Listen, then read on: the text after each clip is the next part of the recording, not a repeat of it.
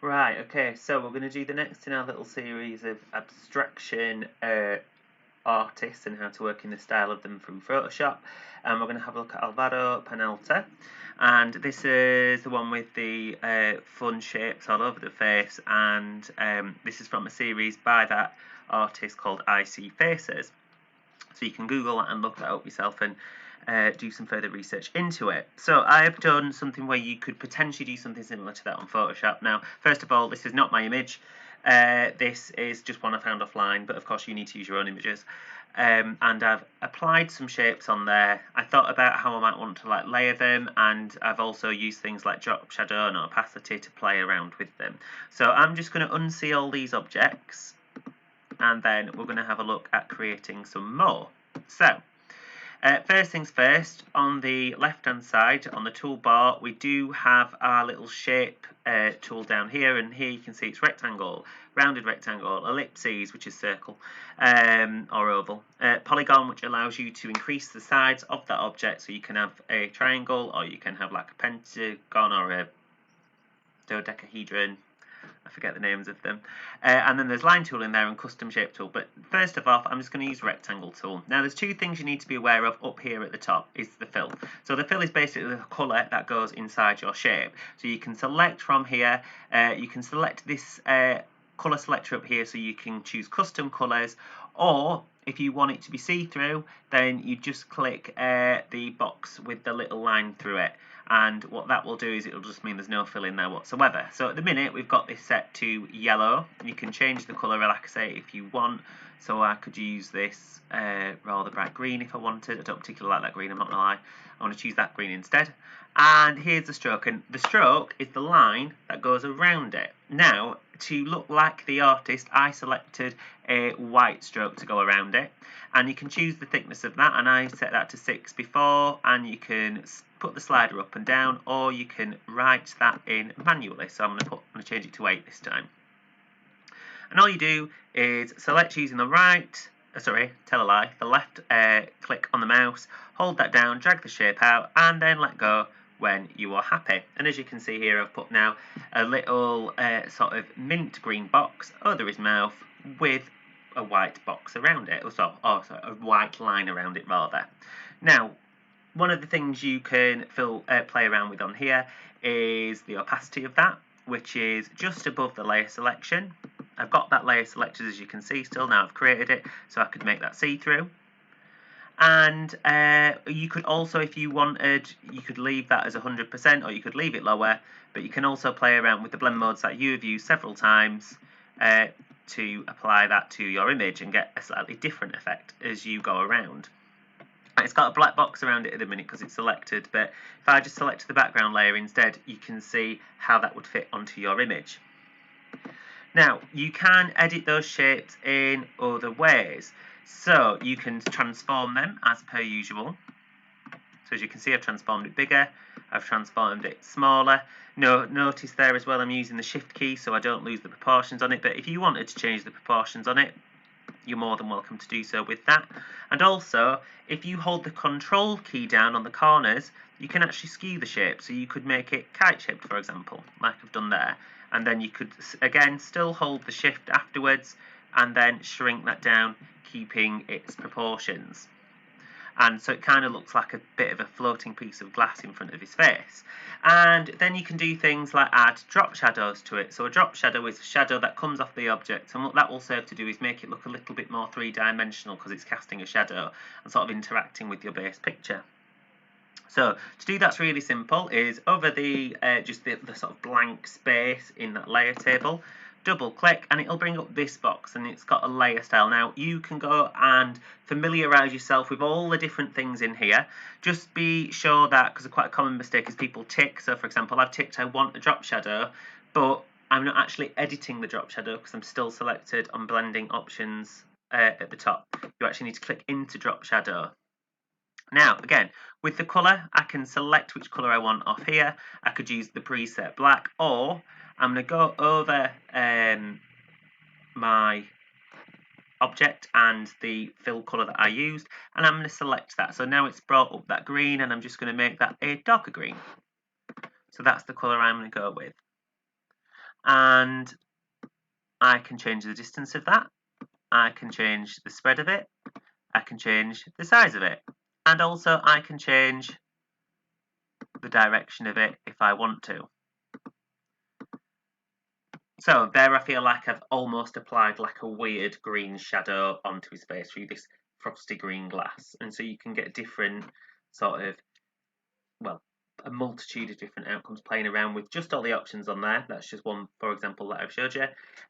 You can play around with your blend mode, you can play around with the opacity, and to get a big range of objects. Now, the only other two things I want to go through with you on this one before you go and explore that yourself is how I created this shape. So all that is I have created a rectangle, and I put the fill as no fill, and I put the stroke as white. So I'm going to run through that again, and I'm going to create something really similar. I'm just going to take that one off for now. So, rectangle tool, and I'm not going to have a fill on it, and I'm going to create a rectangle. Now that rectangle is created, so if I select off this, just make sure it's above your base picture. You can see now I have created a rectangle, oh, pardon me, on that person. And if I wanted to, I can then begin to transform that shape and make it skewed in a way that I see fit.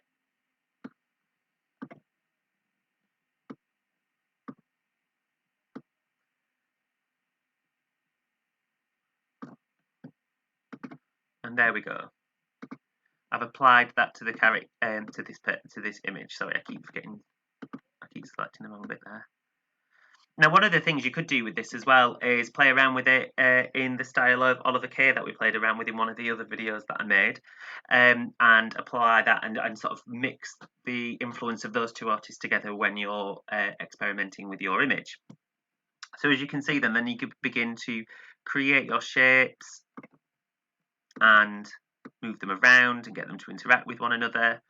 And you can get some really interesting outcomes, and you can think about the layering of the shapes and how you want them to interact with one another, or how you want them to sit on top of one another, if you want them to interact at all.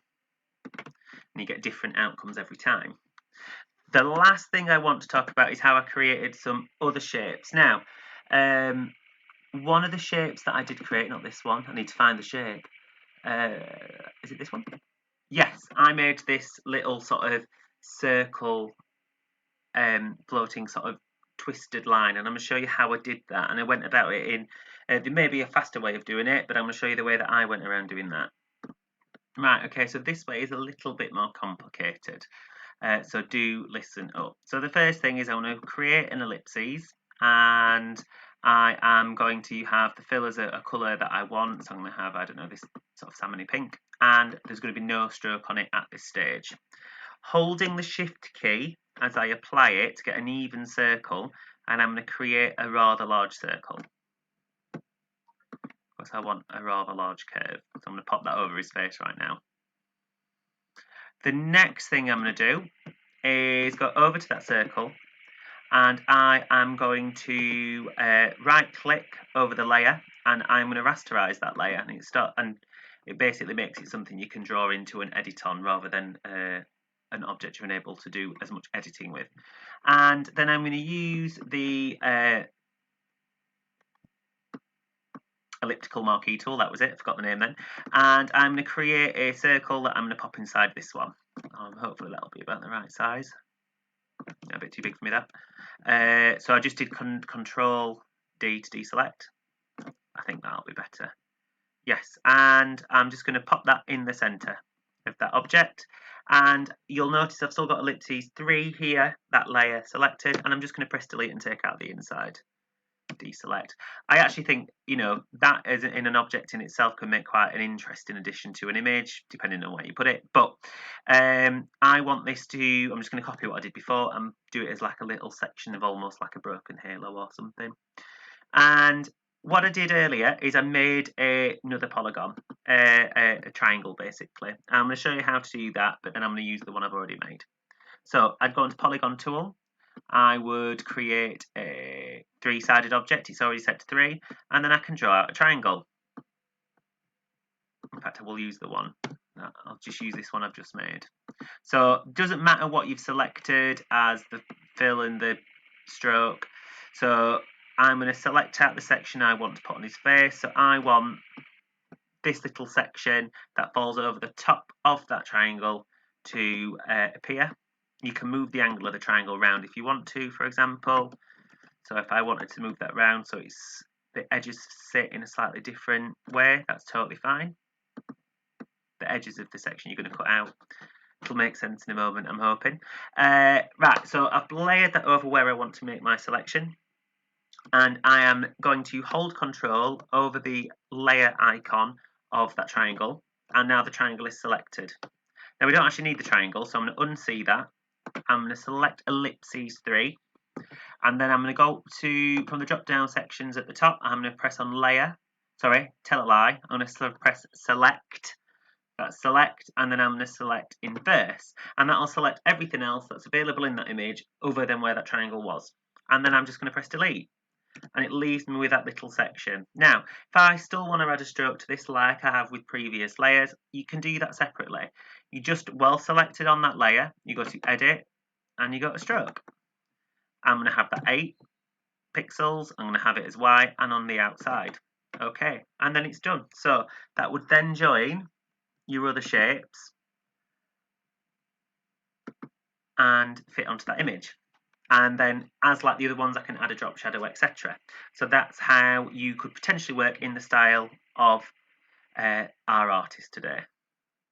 And where could you develop from this artist? You could have a look at artists like Ernesto Artillo, because they do some really crazy collages using, I would imagine, some degree of found objects as well, or sort of found images. So you could use like magazines, etc. from home, or images also offline, as well as the photographs that you've taken. That's Ernesto Artillo. I think I've got another example of his work here, and maybe one more. That's another Ernesto Artillo. Matthew Burrell's work here as well. He does some lovely collages that have interesting shapes, and you can layer that with elements of colour as well. Another one here by Matthew Burrell.